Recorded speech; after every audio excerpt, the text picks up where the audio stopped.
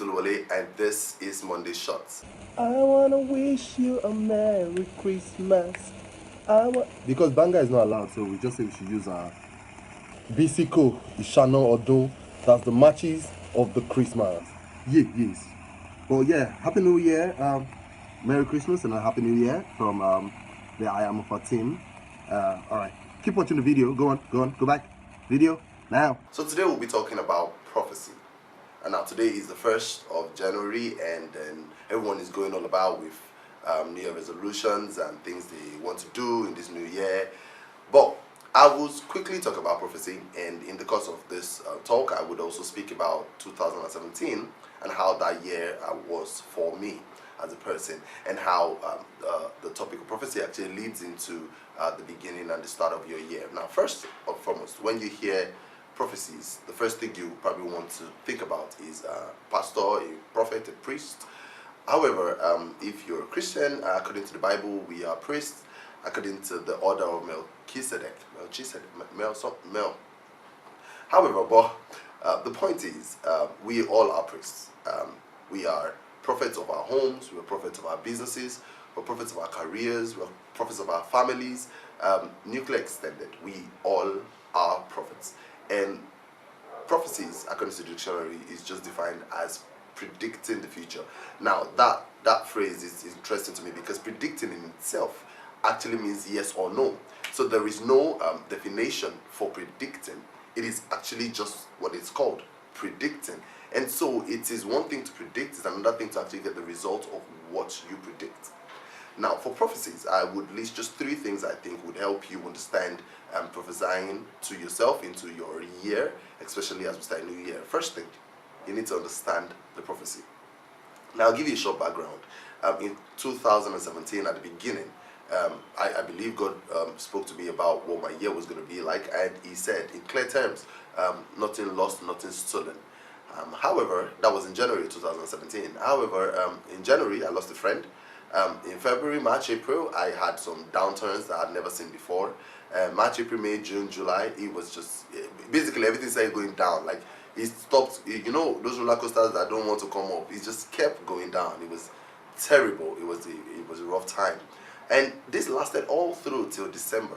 And on the 1st of December, I was just doing a think about the year and what the year has been like. And I remembered this prophecy, and every single time I kept saying it, every month I kept saying it. But then in December, I was like, okay, God, what exactly is this? You said nothing lost, nothing stolen. And that was when God began to explain the prophecy to me, something that I should have sought or sought. I would have sought. English is not my first language, don't judge me. So I would have sought at the very beginning of the year. But I didn't until the end of the year, and God began to explain to me that nothing lost, nothing stolen was His definition, was His prophecy for me. However, my job was to understand that prophecy according to His mind. And so I put down here that understanding prophecy is actually tied majorly to the source of the prophecy. So if you are prophesying into your year, you need to be able to understand the prophecy coming from you. So you need to know where that prophecy is coming from. Is it coming from your business? Is it coming from what you've seen in the financial sector? Is it coming from what you've seen in the economic sector? Is it coming from what you've seen in your family? You've seen how it's going to go, and you prophesy. And then you understand it based on the source. And when I began to understand things I could have done since July, I began to do in December. And these things started falling in place. And in my mind, I'm like, oh my God, I wasted so much time. If only I could have understood that when God said, nothing lost, nothing stolen, it wasn't actually saying nothing will be lost, nothing will be stolen. It was saying nothing of mine, according to His will, will be lost or stolen. And to be honest, nothing was lost and nothing was stolen. Now, the second thing you need to know about prophecies or understand is documenting prophecies. It's one thing to hear, it's one thing to feel, it's one thing to see that this thing is what you want, this is your prediction for your year. Is another thing to document it. Now, what documenting does for you is that it makes you responsible. Basically, it's a guilty conscience technique. It just makes you feel like, oh, I've not done that thing I wrote down. It might be mundane and it might be cliche to you, but to be honest with you, try to write it down from the beginning of the year. Because I wrote this prophecy about nothing lost, nothing stolen. And obviously, if I had understood it, it would have probably worked for me a lot more. I would have been open-minded to actually do a lot more than I did. But try this year in 2018 to write it down. Whatever it is that you're predicting for your future in this year, for the future of yourself, your family, your business, your career, your education, whatever it is, try to write it down. And then you would understand that you will start to follow through. It will begin to make sense. So that when you go back to it, you can say, oh, I've done this, or I've not done this well, or oh, how did I get to this point? You can know. But if you just have it all in your head muddled up, things will come. I promise you, 2018, I will get there at the end. I'll get to the part of my prophecy for 2018. But you need to understand that you need to write it down. You need to be able to know in details exactly what your prophecy is and understanding it written down. And the last thing I will talk about prophecies is activating. Now, if you're Christian, you will have probably heard about it, or the prophet just says the prophecy is your job to activate it. You pray the prophecy to happening. To be honest with you, you walk the prophecy into happening. It's one thing to prophesy, it's another thing to do the work.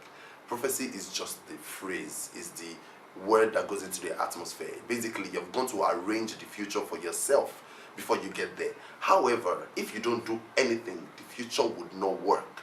It's not rocket science. You cannot say, oh, I prophesied that this year I'm going to buy a brand new car, and literally do nothing about wanting to buy a brand new car.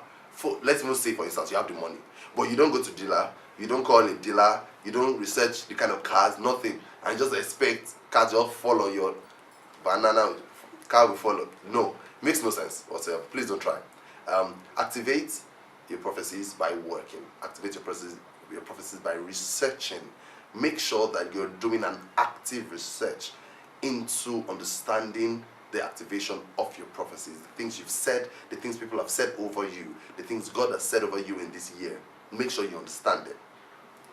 Finally, I would say, like I talked about prophesying into this year, 2018. The year would be a year where a whole lot of people would make it. That is the truth. A lot of people would make it. You would be successful beyond words. However, also, it's a year where a whole lot of people would fail. Now, the only difference between the people that succeed and people that fail will be how prepared they are. You actually cannot achieve whatever you've not prepared for. It's not possible. Because you will get there and you would not know that it is success. You would not know that that's what you need just because you were not prepared for it. A lot of people would prepare into this year 2018 and they would have great success.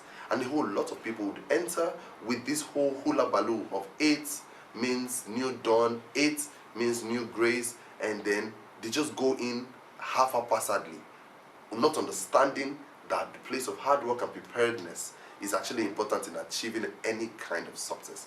So I leave you this day. Please go into 2018 with so much vigor, with hard work, prepared, planned, your notepad and your pen, and excel in this year like never before. Let people say at the end of 2018 that indeed you have become a success. Now, my name is Olawale again. This is 2018. Happy New Year, and see you next week.